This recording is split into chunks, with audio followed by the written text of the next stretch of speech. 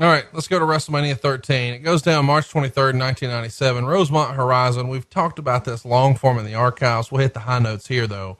Bret says he got to the arena about 10 a.m., and Vince had just told Austin about Bret's heel turn that day, and Austin and Bret just sat on the ring apron, sort of blankly staring at each other, and then they just started to put the match together. Bret told Steve, what would really make this a great match would be for you to get a little juice. And Steve said something like, I've never done that before, but would be willing to give it a try.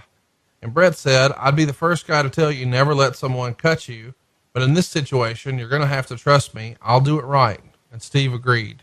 This is all directly out of Bret's book, but what I found interesting about this, Bruce, is I just watched Wrestle War 92, and Austin is bleeding a gusher. Do you remember Austin being nervous about bleeding here? Well, no, and no one knew that they were getting color in this match, and it was not something that was approved by the office or anything else. It's interesting to note that the next day on Raw, when they showed up, of course they meet with Vince in his office, and he asked them both if they purposely got juice. They both denied it. And Vince says Bret never asked, or Vince never asked Bret about it again, at least according to Bret. How much of this would have gotten discussion in the office? I mean, are guys fired up about this, or is the match good enough where people just sort of give it a pass?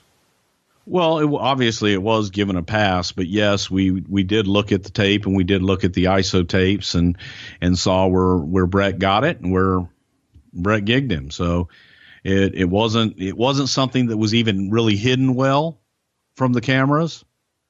And that was just kind of Vince, again, being a little disappointed that they lied to him. He gave him the opportunity, come clean.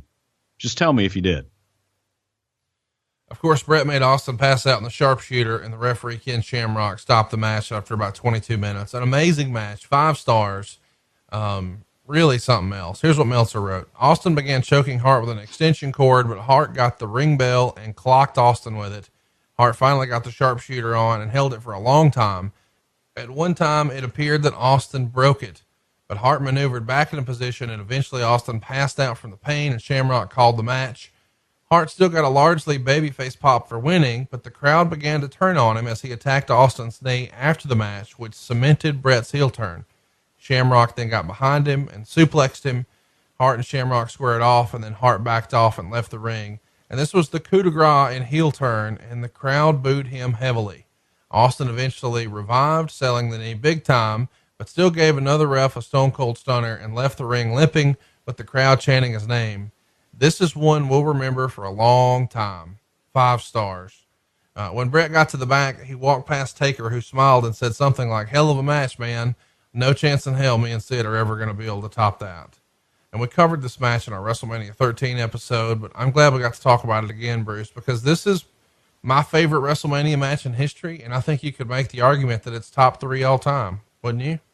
Yes, I would. And it is a textbook version of a double turn, but just, working your character, staying in character, and that being enough to take people on this wonderful ride that they did.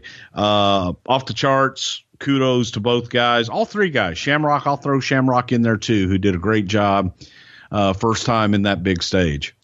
I know Austin has said in his book, this is probably his favorite match he's ever had, but what was the reaction backstage?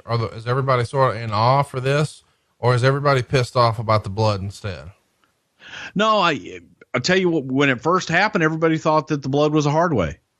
Cause we didn't see, the bump on the outside where Bret got it and everything. So when Bret hit him with the, bell, we thought that, oh, hey, it's a hard way, but God, what drama. It's beautiful, man. This story that they're telling.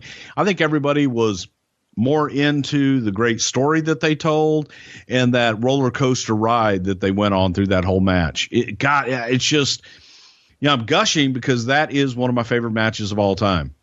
I think it's everybody's favorite.